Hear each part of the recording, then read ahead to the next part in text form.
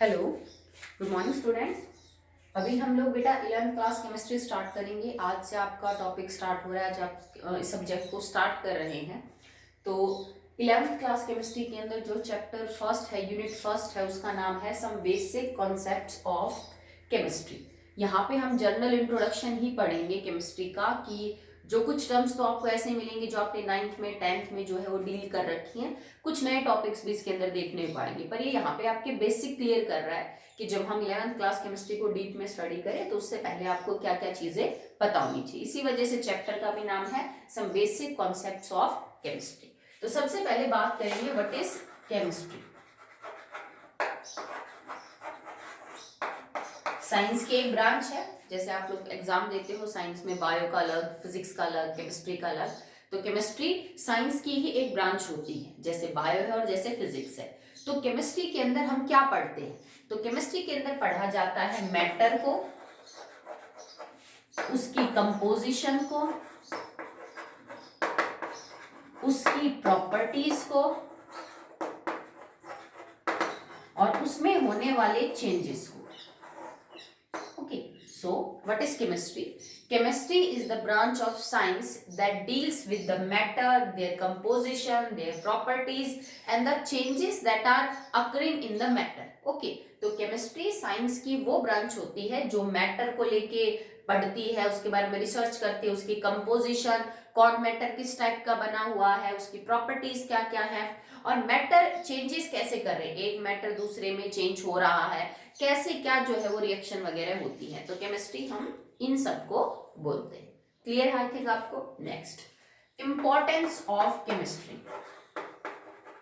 ये मैंने आपको भी कल होमवर्क दिया था, क्योंकि ये इतना मुश्किल टॉपिक नहीं है, आप इसको खुद कर सकते हो। 9th और 10th में आपने केमिस्ट्री पढ़ी है सेपरेटली। इंपॉर्टेंस ऑफ केमिस्ट्री का मतलब क्या है कि साइंस की कोई भी ब्रांच हो या फिर कोई भी फील्ड हो बेटा, चाहे वो साइंस के अलावा कोई दूसरी हो, मैथमेटिक्स हो, एनीथिंग, ठीक है, तो सबका डेली लाइफ के अंदर हमारा प्रैक्टिकल यूज कहीं ना कहीं जरूर होता है। यूं थोड़ी ना है कि आप मैथ्स पढ़ रहे हो फिर उसको यूज नहीं करते, हम प्रैक्टिकली मैथ्स को यूज करते हैं, हम साइंस को यूज करते हैं, हम केमिस्ट्री को, बायो को जो है वो प्रैक्टिकली यूज करते हैं। तो केमिस्ट्री को क्यों पढ़ना जरूरी है भाई? केमिस्ट्री को पढ़ के आपको ऐसा क्या मिल जाएगा, कहाँ कहाँ है जो हम केमिस्ट्री यूज कर रहे हैं, हमें क्या क्या फायदा दे रही है केमिस्ट्री, और क्या क्या फील्ड है जिनके अंदर रिसर्च की जा सकती है और केमिस्ट्री का जो और स्कोप है वो बढ़ाया जा सकता है। तो बहुत सारे तो बेटा इसमें हम नहीं कर पाएंगे यहाँ पे, क्योंकि केमिस्ट्री के यूज तो अनलिमिटेड है। कुछ सेलेक्टेड जो यूज है वो हम यहाँ पे क्या करेंगे बेटा, उनको पढ़ेंगे। Okay, so the three basic needs of human, the three basic needs of humans. ठीक है, आप जानते हो हमारी तीन बेसिक नीड्स क्या होती हैं भाई। हमें फूड चाहिए, हमें खाना चाहिए, हमें शेल्टर चाहिए, हमें मकान चाहिए, घर अपना सर छुपाने के लिए घर चाहिए, और उसके बाद क्लोथ्स टू वियर। ओके, सो हमारी थ्री बेसिक नीड होती हैं फूड, शेल्टर एंड क्लोथ। और ये तीनों की तीनों जो बेसिक नीड है बेटा वो हम ले सकते हैं with the help of chemistry alone. ठीक है, साइंस में भी आप कर सकते हो इनको डील, बट मैं सिर्फ केमिस्ट्री से इन तीनों चीजों को जो है वो समझा सकती हूँ। कैसे? अब खाने के जितने भी चीजें हैं उनमें केमिस्ट्री का रोल है। क्यों? क्योंकि मान लीजिए कि आप बहुत सारे लोग नॉन वेजिटेरियन है, बट हम मोस्ट ऑफ द वेजिटेरियन होते हैं, और वेजिटेरियन जो लोग हैं वो अपने खाने के लिए किस पे डिपेंड करते हैं? On the plants product. Way plant से मान लीजिए टमाटर है, टमाटर हुआ, पोटैटो हुआ, या कोई भी वेजिटेबल है, फ्रूट है, व्हीट है, ग्रेप्स है, सबके लिए प्लांट्स के ऊपर डिपेंड करते हैं। और प्लांट्स वो चीज कब प्रिपेयर करते हैं भाई, आलू के पौधे में आलू कब लगेगा, या फिर जो गेहूं है उसमें गेहूं का जो बीज है वो कब आएगा, जब वो पौधा प्रॉपरली ग्रो करेगा, वो मेच्योर होगा, उसके बाद ये सब चीजें होंगी। और प्लांट्स को अपनी ग्रोथ के लिए क्या करना पड़ता है? फोटोसिंथेसिस। अब जो फोटोसिंथेसिस है वो एक केमिकल प्रोसेस है, हमने इसको 10th में पढ़ा है। Okay, so photosynthesis is a chemical reaction. जब तक वो होगी नहीं तब तक प्लांट ग्रो करेगा नहीं प्रॉपरली, उसके फ्रूट नहीं आएंगे, उसके फ्लावर नहीं आएंगे। और हम जो सारे के सारे प्लांट प्रोडक्ट्स के ऊपर डिपेंड करते हैं उनके लिए की है दैट इज फोटोसिंथेसिस। तो बिना फोटोसिंथेसिस के वो बनेगा नहीं, तो हमें खाना मिलेगा नहीं। अब मान लीजिए आप नॉन वेजिटेरियन है और उसके बारे में बात करें, जैसे अंडा है, फिश है, मीट है, ठीक है, तो उनमें भी केमिस्ट्री का कहाँ रोल है, क्योंकि बेटा हमारे शरीर के अंदर भी बहुत सारी केमिकल रिएक्शन होती है, ठीक है, आप सबको पता है, आपने बायो भी पढ़ी है कि बहुत टाइप की केमिकल रिएक्शन जो है वो हमारे बॉडी के अंदर होते रहते हैं, डाइजेशन ऑफ फूड है, रेस्पिरेशन है, बाकी सब है। अब आप मान लीजिए कि आपको किसी फिश को एज एन फूड यूज करना है, अगर उस फिश के अंदर वो सारी रिएक्शन ही नहीं होती तो वो ग्रो ही नहीं करती, समझ रहे हो, तो सबके प्लांट्स हो, ह्यूमंस हो, सबकी ग्रोथ के लिए अंदर हमारे यहाँ बायोलॉजिकल रिएक्शंस होती रहती है। ओके, नेक्स्ट है आपके पास शेल्टर। भाई घर बनाने के लिए हम क्या यूज करेंगे, बजरी है, सीमेंट है, लकड़ी है, ईंटे है, सरिया है, हम यही यूज करते हैं नॉर्मली घर बनाने के लिए। तो जो सीमेंट क्या है, it has a mixture of some compounds. Cement क्या है, वो मिक्सचर होता है, यूजुअली उसमें CaO होता है, SiO2 होता है, थोड़ा सा Al2O3 होता है, MgO होता है। तो अगर आप सीमेंट की बात करो, जो कि मेन मटेरियल है आज घर बनाने में, वो एक मिक्सचर होता है of certain compounds like calcium oxide, SiO2। तो ये तो केमिस्ट्री ही हुई ना बेटा, ठीक है। आप बजरी को यूज करते हो तो रेत, वो भी केमिस्ट्री ही है, ठीक है। आपने पानी यूज किया, H2, वो भी है। आप आयरन की रॉड यूज कर रहे हो, घर में सरिया यूज करते हैं, तो iron is a metal, chemistry ही है, ठीक है। मान लीजिए कुछ लोग लकड़ी से घर बनाते हैं, तो जो लकड़ी होती है उसमें भी मेनली क्या पाया जाता है बेटा, सेलुलोज पाया जाता है, C6H510, और उसके बाहर हमने N लगा देते हैं, सेलुलोज है, ठीक है। तो सेलुलोज भी कुछ नहीं, एक हाइड्रोकार्बन है जो कि कार्बन, हाइड्रोजन और ऑक्सीजन का बना हुआ होता है। वुड, लकड़ी contains almost 50 to 60% cellulose. Okay, तो जो हमारे बेसिक 3 नीड है ना, फूड, शेल्टर एंड शेल्टर, अभी तक यही समझाए, ये हम अकेले जो है साइंस से, केमिस्ट्री से पूरी कर सकते हैं।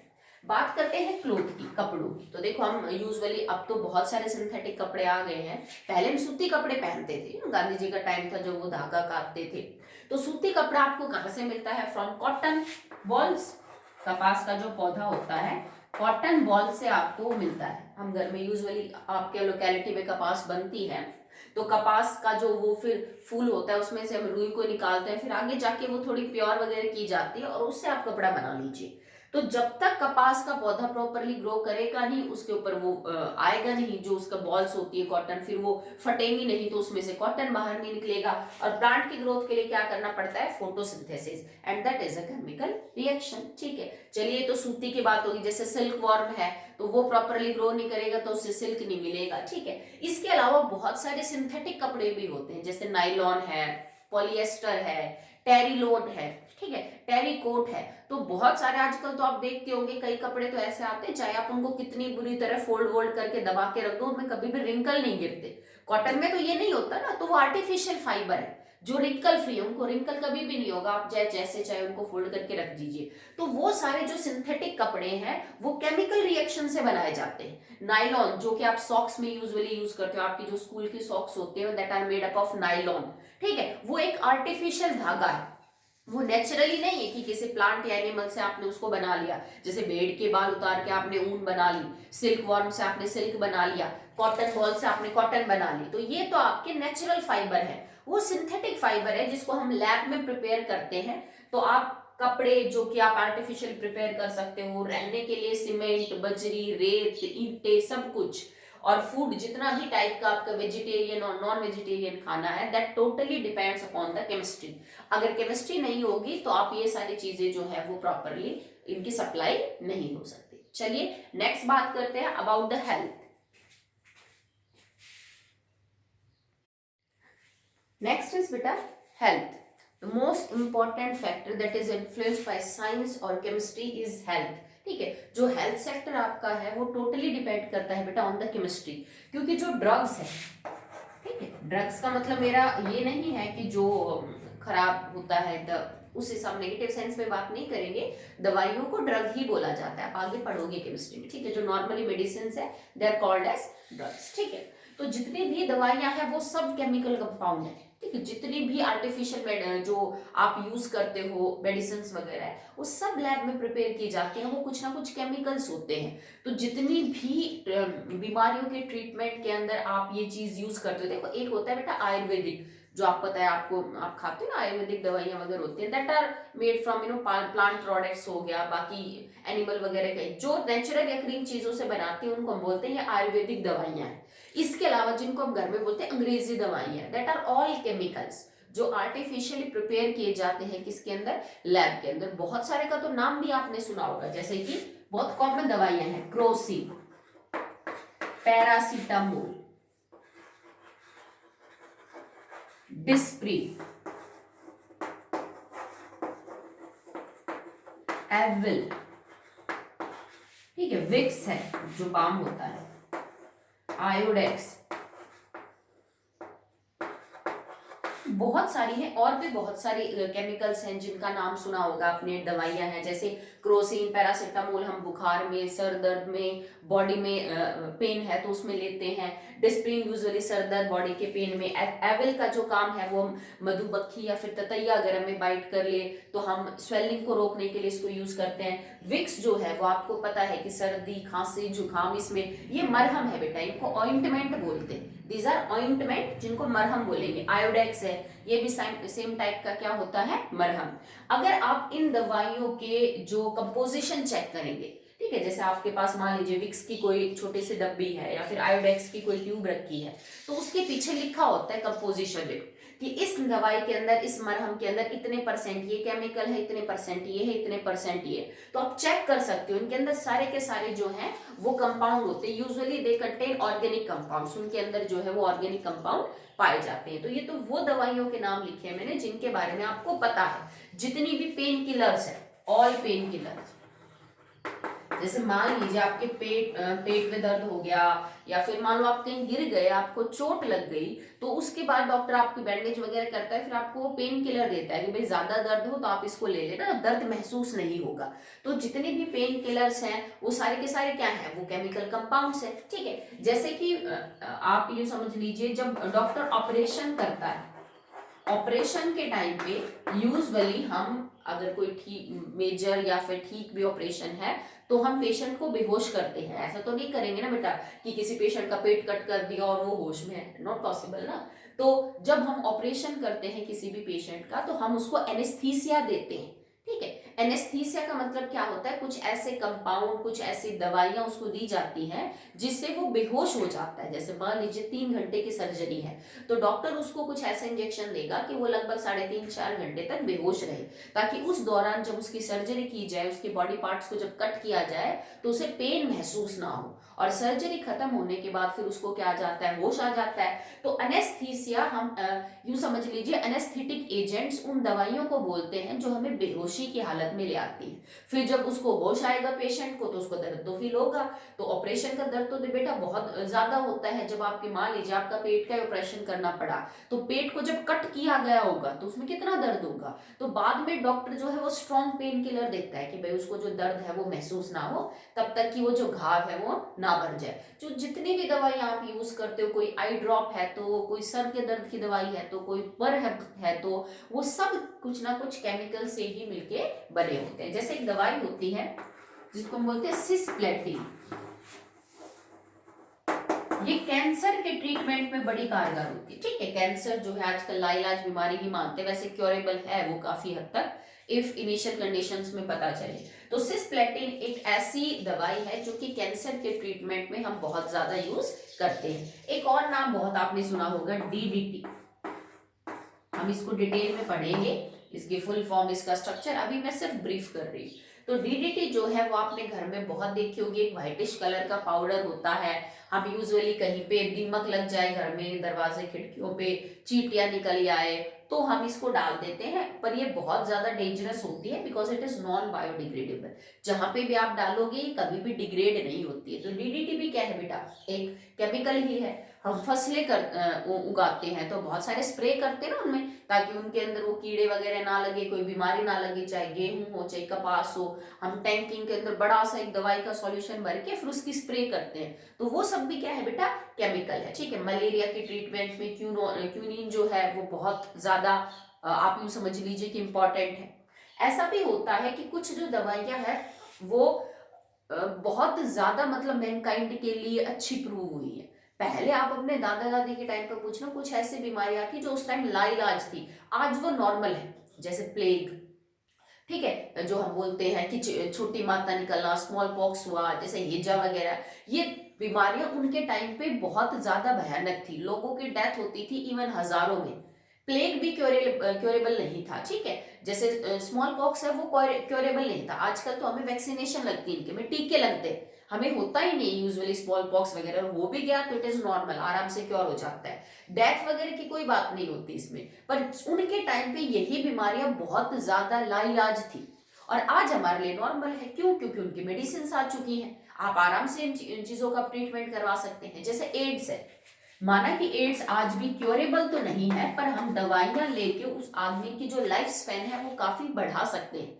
अगर एड्स का शुरुआत में ही पता चल जाए तो प्रॉपर ट्रीटमेंट लेके वो आदमी 10-15 साल जी सकता है।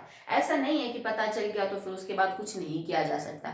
सेम कैंसर में भी है कि डेथ रेट है कैंसर के अंदर, बट अगर इनिशियल कंडीशंस में पता चले तो आप कैंसर को भी कीमोथेरेपी से, दवाइयों से क्या कर सकते हो बेटा, क्योर कर सकते हो। स्टिल अभी देखो कोरोना का लेटेस्ट केस चला हुआ है कि कोरोना की जो वैक्सीन बन चुकी है, आपको 1 साल लगा बट उसकी वैक्सीन बन गई। सोचो अगर केमिस्ट्री ही ना होती तो कहां से दवाई प्रिपेयर करते। ठीक है, ऐसा तो है नहीं कि कोई आयुर्वेदिक दवा लेके आ रहे हो, उन्होंने कुछ केमिकल से अलग अलग कंट्रीज ने कितनी रिसर्च की है और फिर चाहे वो वैक्सीन 85% ही काम कर रही हो, पर वो कर तो रही है। ठीक है, आपको कोई तो बेनिफिट हो रहा है, तो वो वैक्सीन जो बन के आई है दैट इज ऑल केमिस्ट्री। अगर केमिकल्स ही ना होते तो किसके ऊपर रिसर्च करते, क्या बनाते और क्या मेडिसिन प्रिपेयर की जाती। तो इसमें तो बेटा जितना चाहे आप लिख सकते हो। मैंने आपको बोला था कि आप 20-30 यूजेस लिखिए केमिस्ट्री के डे टू डे लाइफ, इसके ऊपर तो आप जितनी चाहे आपकी जो रिसर्च है उसको आगे कंटिन्यू कर सकते हो। किसी भी दवा, आपके घर में कोई भी मान लीजिए टैबलेट पड़ी होगी, उसकी कंपोजिशन देखना पीछे, जो पूरा एक पैकेट होता है उसके ऊपर लिखा होता है कि इसमें ये सॉल्ट मौजूद है, इसमें ये चीज इतने परसेंट है, ये चीज इतने परसेंट है। They all are chemical. किसी का आईयूपीएसी नेम लिखा होगा तो किसी कंपाउंड का कॉमन नाम लिखा गया, and basically they are organic compounds. जितनी भी ड्रग्स और मेडिसिन है वो आपके ऑर्गेनिक कंपाउंड्स होते हैं। Okay, next is next one is comforts. Comforts का मतलब होता है हमारी सहूलियतें, ठीक है, हमारी लग्जरी। ठीक, तो बहुत सारे ऐसे आप डे टू डे लाइफ के अंदर चीजें को यूज करते हो जिनसे आपकी सुख सुविधाएं बढ़ रही है, and that is all because of the chemistry. ठीक है, कैसे? जैसे कि आज आप घर में यूज करते हो एसी है, ठीक है, रेफ्रिजरेटर, ठीक है, हम सब घर में फ्रिज और एसी वगैरह यूज करते हैं। तो एसी भी बेटा केमिस्ट्री है, उसके अंदर केमिकल डाले जाते हैं जिस वजह से वो आपको ठंडी हवा देता है। फ्रिज के अंदर भी सेम चीज काम करती है कि उसके अंदर हम अमोनिया गैस डालते हैं जिस वजह से आपको कूलिंग फील होती है कि हम फ्रिज है, डीप फ्रीज है, एसी है। ये सब आपको ठंडा सेंसेशन किस लिए देते हैं कि उसके इसके अंदर वैसे लिक्विड डाले जाते हैं जो कि उस टाइप का टेम्परेचर क्रिएट करते हैं। और क्या क्या लग्जरी आप फील कर सकते हैं, जैसे कि इलेक्ट्रिसिटी, बिजली। अब बिना बिजली के तो ये चलेंगे ही नहीं। आप आज से 50 साल पहले की सिचुएशन इमेजिन करिए जब बिजली ही नहीं होती थी गांव के अंदर। ठीक है, अब तो बहुत हो चुका है कि हर गांव में बिजली भी है, लगभग पूरे टाइम के लिए अवेलेबल भी रहती है। पर अगर इलेक्ट्रिसिटी ही नहीं होती तो उस टाइम चीज अवेलेबल जब थी ही नहीं तो क्या लग्जरी और कैसे, जितनी भी इलेक्ट्रिकल अप्लायंसेज है वो तो काम ही नहीं करते। और इलेक्ट्रिसिटी होती क्या है, it is flow of electron. आपको पता है ना कि charge electricity is simply flow of electron, electron is chemistry. तो बिजली है ही केमिस्ट्री। अगर इलेक्ट्रॉन्स फ्लो ही नहीं करेंगे तो करंट जनरेट ही नहीं होगा, इलेक्ट्रिसिटी पास ही नहीं होगी। तो आपके जितने भी अप्लायंसेज हैं, टीवी हुआ, फ्रिज हुआ, रेफ्रिजरेटर है, प्रेस है, हीटर है, माइक्रोवेव है, ये सारे के सारे फंक्शन नहीं करते। तो जितना भी हमें कंफर्ट मिल रहा है वो सब क्या होते हैं बेटा, केमिस्ट्री की वजह से होते हैं। जैसे आप मान लीजिए सोफा यूज करते हो तो सोफा के अंदर जो स्पंज आप यूज करते हो वो एक आर्टिफिशियल फाइबर है। ठीक है, इसके अलावा मान लीजिए तुम्हारी मम्मी घर में किचन में प्रेशर कुकर यूज करती है तो फास्टर कुकिंग के लिए हम कुकर का यूज करते हैं। आपने 10th में पढ़ा है कुकर जो है वो मैग्नीशियम और एल्यूमिनियम के एक अलॉय से मिलके बना है। हम जितने भी घर में बर्तन यूज करते हैं, पहले मिट्टी के बर्तन यूज करते थे, आज हम स्टेनलेस स्टील यूज करते हैं, ग्लास की क्रॉकरी यूज करते हैं। तो वो सब केमिकल है, ग्लास इज केमिकल। ठीक है, जो आप स्टील यूज कर रहे हो वो भी क्या है, अलॉय है। अपने मेटल नॉन मेटल को आपस में क्या किया है, अलॉय किया है। आप फोन यूज करते हो घर में, आप सोलर प्लेट्स यूज कर रहे हो, तो सोलर प्लेट्स क्या है, ये भी के मतलब भी सिलिकॉन पाया जाता है, that is a non metal. Phone क्या है, फोन के अंदर जो चिप लगी होती है वो भी क्या होती है बेटा, सेमीकंडक्टर से मिलके बनी होती है, दैट इज आल्सो केमिस्ट्री। तो जितनी भी सुख सुविधाएं आपको घर में मिल रही हैं उसमें कहीं ना कहीं केमिस्ट्री का कोई ना कोई जरूर बेटा रोल होता है, ठीक है। जैसे आपको आज पानी कहीं से लेके नहीं आना पड़ता, आप घर में बोर करवा लेते हैं, मोटर का स्विच ऑन करते ही पानी ऊपर टैंकी में पर चढ़ जाता है, करंट है, मोटर है, इलेक्ट्रिसिटी है, वाटर है, ठीक है। आप सोच के देखिए कि पानी ही ना हो, पानी इज H2, बिना पानी के हम क्या करेंगे। तो this is all the chemistry. आप कम्युनिकेशन भी लिख सकते हो यहाँ पे। कम्युनिकेशन का मतलब है भाई एक जगह से दूसरी जगह पे कम्युनिकेट करना, बातचीत करना। तो हम इसके लिए क्या सहारा लेते हैं भाई, हम इसके लिए ईमेल करेंगे किसी को, हम किसी को फोन करेंगे, हम किसी को फैक्स करेंगे, हम किसी को मैसेज करेंगे, ठीक है। ये सब कम्युनिकेशन के जरिए है, ठीक है। आप फोन कर सकते हो उसको, आप फैक्स कर सकते हो, आप उसको मैसेज कर सकते हो, फोन के थ्रू आप बात कर सकते हो, आप उसको किसी पर्सन को ईमेल कर सकते हो। तो ये जो आजकल हायर टेक्नोलॉजी आ रही है ये सब केमिस्ट्री की ही देन है। सोच के देखो फोन को बनाने में कितना सारा मटेरियल यूज हुआ होगा, कुछ नॉन मेटल यूज हुआ होगा, कुछ मेटल यूज हुआ होगा, ठीक है। और उसकी चिप बनाने में, उसके बाकी पार्ट्स बनाने में कितना सारा केमिस्ट्री का मटेरियल हमने यूज किया होगा। तो जो कम्युनिकेशन का पूरा पार्ट है वो सब किसके ऊपर डिपेंड करता है बेटा, ऑन द केमिस्ट्री, ठीक है। आप कंफर्ट है दैट इज केमिस्ट्री। आप कह सकते हो इन द वॉर्स, जितने भी युद्ध लड़े जाते हैं उसमें देखो कितने सारे हथियार हम यूज करते हैं, दुनिया भर के rocket, bullets, machine gun, tanks, ठीक है। तो जो गोलियां होती है, बारूद क्या होता है, बारूद एक पाउडर है, गन पाउडर जो हम बोलते हैं, it is a mixture of chemicals, वो एक्सप्लोसिव होता है, ठीक है। जो आप गन बनाते हो वो किसी मेटल की बनी होती है, टैंक किसी मेटल का बना होता है, तो मेटल क्या है, केमिस्ट्री है। कुछ पॉइजनस गैसेस को भी हम यूज करते हैं as an weapon in the war, ठीक है। कुछ कंट्रीज किसी जहरीली गैस को स्प्रेड कर देती हैं जो एनिमी आर्मी होती है उस पर, ताकि उनकी डेथ हो जाए। तो गैसेस जो है पॉइजनस, दैट इज केमिस्ट्री। तो वार्स के अंदर जो न्यूक्लियर एनर्जी है, जैसे न्यूक्लियर बॉम्ब्स है, न्यूक्लियर बॉम्ब्स जो है, जो अमेरिका ने जैसे जापान के ऊपर गिराया था, atom bomb, nuclear bomb, hydrogen bomb, ये सब किसके ऊपर काम करते हैं, on the basis of reaction. इनमें ऐसी रिएक्शन होती हैं जो हाईली एक्सोथर्मिक, और जिनसे इतनी एनर्जी निकलती है बाहर, इतनी स्ट्रॉन्ग एनर्जी कि आसपास के बहुत किलोमीटर के अंदर जो है वो नुकसान पैदा करती है। तो जितने भी आप यूं समझ लीजिए कि हाइड्रोजन एटॉमिक बॉम्ब है वो सब केमिस्ट्री के ऊपर डिपेंड करते हैं। वॉर के अंदर जितने भी इक्विपमेंट्स हम यूज करते हैं वो सब किसकी देन है बेटा, केमिस्ट्री की देन है, ठीक है। एटॉमिक एनर्जी है, न्यूक्लियर एनर्जी है, जितनी बड़ी बड़ी फैक्ट्रीज चल रही है, जैसे मान लीजिए कोई फैक्ट्री है जो रबर के स्लीपर बना रही है, तो रबर क्या है बेटा, रबर हमें नेचुरली मिलता है रबर के प्लांट से, पर उसको हम यूं समझ लीजिए प्रोसेस करके, साफ करके, उसमें कुछ केमिकल मिला के उसको चप्पल बनाने लायक जो है वो बनाते हैं। एक रबड़ का इरेजर भी बन रहा है और एक ही रबड़ का ट्रक का टायर भी बन रहा है, तो दोनों में फर्क है। उनमें कुछ ऐसे केमिकल मिलाए जाते हैं कि कोई रबड़ थोड़ा सॉफ्ट और कोई क्या हो जाए, हार्ड। एक फैक्ट्री है जो कि बर्तन बनाती है, तो देखो उसका का पूरा जो सिस्टम है वही बेस्ड है केमिस्ट्री पे, ठीक है। चाहे वो कांच के बना रही हो, स्टील के बना रही हो, कॉपर के बना रही हो, ज्वेलरी है,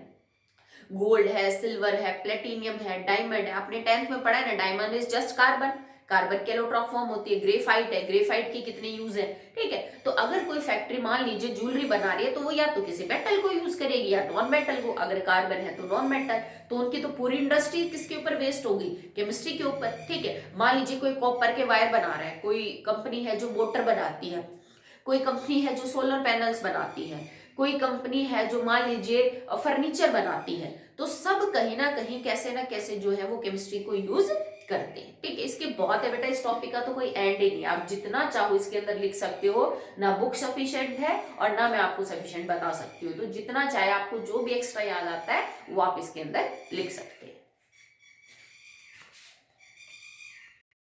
The next topic is harmful effects of chemistry. बेटा अगर किसी चीज में कोई अच्छी बात होती है तो उसमें कुछ खराब भी होता है। केमिस्ट्री ने हमें बहुत कुछ दिया है जिसका कोई एंड नहीं है, बहुत कुछ अच्छा इन्होंने हमारे लिए किया है, पर still it have some limitations, उसकी कुछ कमियां भी हैं कि इसकी वजह से हमें नुकसान भी बहुत हुआ है। तो हम अब कुछ प्रॉब्लम्स को, कुछ हार्मफुल इफेक्ट्स को डिस्कस करेंगे जो हमें केमिस्ट्री की वजह से देखने को मिले हैं। अभी हम बात कर रहे थे about the nuclear bombs, atomic bomb and hydrogen bomb बनाया गया अपनी सेफ्टी के लिए, कि भाई कोई अगर एनिमी आप पे ऊपर अटैक करता है तो आपके पास वो देख के वो सोचे 2 बार कि अटैक करना चाहिए कि नहीं करना चाहिए। जैसे अब इंडिया के पास भी है, पाकिस्तान के पास भी है, ठीक है। बहुत बार टेंशन क्रिएट हो जाती है वॉर की सिचुएशन, बट नहीं हो पाता क्योंकि दोनों को पता है अगर किसी ने भी वो यूज कर लिया किसी के अगेंस्ट तो बहुत भारी नुकसान होगा। उसको फिर हम सालों तक 50-60 साल तक भी कवर नहीं कर सकते हैं।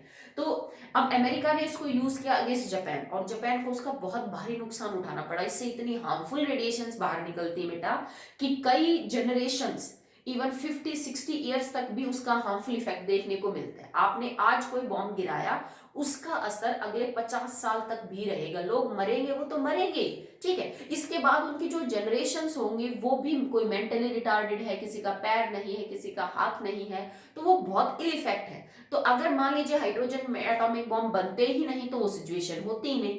तो उस जितने भी वेपन्स है आप उनको अपनी सेफ्टी के लिए भी यूज कर सकते हैं, तो कोई किसी दूसरे को हार्म करने के लिए भी यूज कर सकता है। आप आए दिन जो है वो खबर सुनते रहते हैं कि अमेरिका में अक्सर अभी भी न्यूज में चल रहा है कि एक आदमी गन लेके कभी चर्च में घुस जाता है, कभी मार्केट में घुस जाता है, कभी मॉल में, और वो धनाधन जो है वो गोलियां चलाता है। कितने लोगों की मतलब यूं समझ लीजिए वजह डेथ होती है। तो बनाया गया उस वेपन को सेफ्टी के लिए, ठीक है, पर आप उसका मिस यूज कर रहे हैं।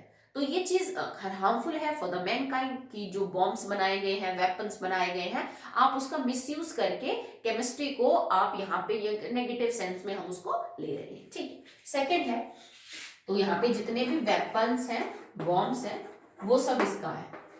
सेकंड है पॉलीविनाइल क्लोराइड, पीवीसी। आपने इसको पढ़ रखा है 10th में भी, पॉलीविनाइल क्लोराइड। ये पॉलीमर है बेटा, और ये बहुत कई जगह यूज किया जाता है। जैसे पाइप्स होती हैं वो पीवीसी की बनी होती है, आपके घर पे बिजली की फिटिंग होती है, पानी की फिटिंग है, तो व्हाइट व्हाइट पाइप यूज करते हैं ना, that is made up of PVC. और भी कई सारे मटेरियल हम इसके बनाते हैं, पर इसका नुकसान है, इट कॉजेज लीवर कैंसर। ये लीवर कैंसर को जो है वो कॉज करता है। अगर एक्सेसिव में इसके कांटेक्ट में रहा जाता है तो इसकी वजह से लीवर कैंसर तक हो सकता है। जैसे मैं आपको बता रही थी अबाउट द एस्प्रिन, बहुत ही सस्ती, बहुत ही इफेक्टिव दवाई है, but it also causes gastric problem. जो लोग इसका हद से ज्यादा यूज करते हैं उनको पेट में जो है वो प्रॉब्लम वगैरह हो सकती है, लीवर के अंदर इन्फेक्शन वगैरह देखने को मिलता है, ठीक है। तो आपने कई बार देखा होगा कि कुछ लोगों को कुछ मेडिसिन रिएक्शन कर जाती है, ठीक है। होता है कई बार कि किसी को मधुमक्खी काट ले, किसी को कुछ नहीं होता, और किसी की पूरी बॉडी सूज जाती है, रेड रेड उनके ऊपर डॉट से आ जाते हैं। तो कई दवाइयां जो है वो रिएक्शन भी करती हैं, तो वो भी हार्मफुल इफेक्ट ही है कि भाई एक आदमी ने ले ली, उसको शुरू में थोड़ी ना पता होता है, फिर उसके बाद उसकी बॉडी के ऊपर जो है वो हार्मफुल इफेक्ट्स देखने को मिले। और जो मेडिसिन है बेटा वो भी एक हद तक ही लिए जाते हैं। जैसे मान लीजिए आपको जरा सा सर दर्द हुआ, आपने दवाई ले ली, फिर सर दर्द हुआ, फिर दवाई ले ली, वो गलत है।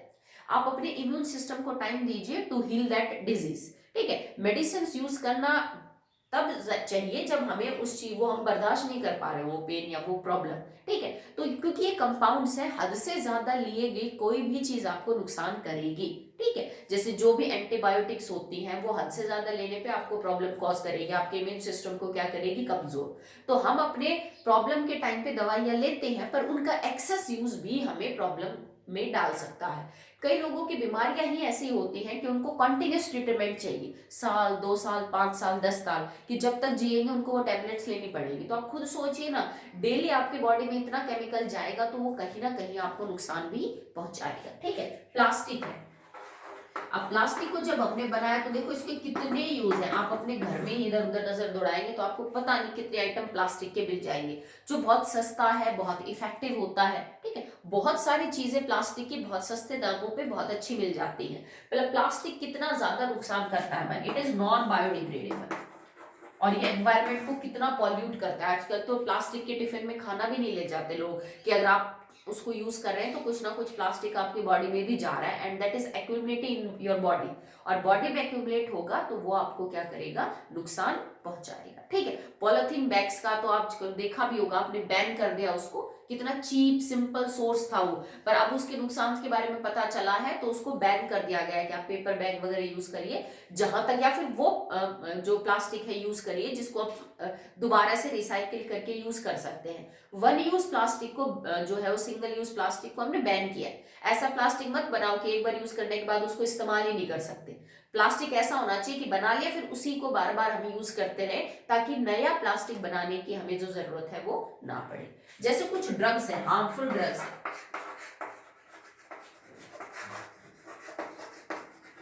आपने नाम सुना होगा कोकीन, हीरोइन, ठीक है, जैसे हिंदी में बोल देते हैं ना अफीम, गांजा। बेटा ये खराब नहीं होती है, ये दवाई जब इनकी इन्वेंशन हुई तो ये किसी भी पेशेंट के बहुत ज्यादा पेन को कम करने के लिए जो है ली जाती थी, पर लोगों ने इसका मिसयूज करना स्टार्ट कर दिया। जैसे मान लो किसी का इंसान का ऑपरेशन हुआ, तो बेटा ऑपरेशन के बाद तो कितना दर्द होता होगा जब उसकी बॉडी को कट किया जाता होगा, तो ऑपरेशन होने के बाद उसको कितना दर्द महसूस होता होगा। किसी को मान लो टर्मिनल कैंसर है, भाई किसी इंसान को बिल्कुल लास्ट स्टेज का कैंसर है, तो उसमें उसको बहुत पेन होता है, वो बर्दाश्त नहीं होता उनसे। माना कि उस आदमी को भाई हमें पता है टर्मिनल कैंसर है तो उसकी डेथ होनी है, पर जब तक वो जिंदा है तब तक उस दर्द को कैसे बर्दाश्त करेगा।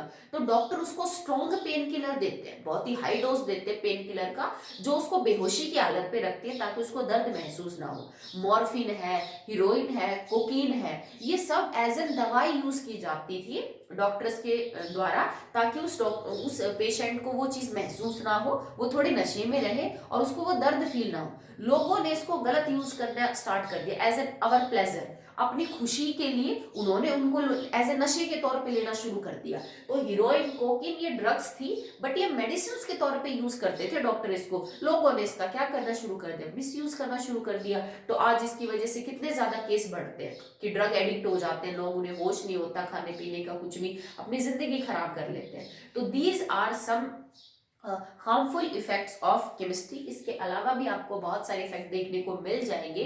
Try to find more and write in your notebook. It is not necessary कि जो मैंने बताया है आप वही लिखें, इनके अलावा जरूर कुछ ना कुछ ऐड करिएगा, बिकॉज 9th और 10th में हम केमिस्ट्री डिस्कस कर चुके हैं, सो आपके पास बहुत ज्यादा होगा, you have lot more to write. तो नेक्स्ट टॉपिक जो है वो मैटर होगा, वो हम कल स्टार्ट करेंगे। Okay, that's all for the day.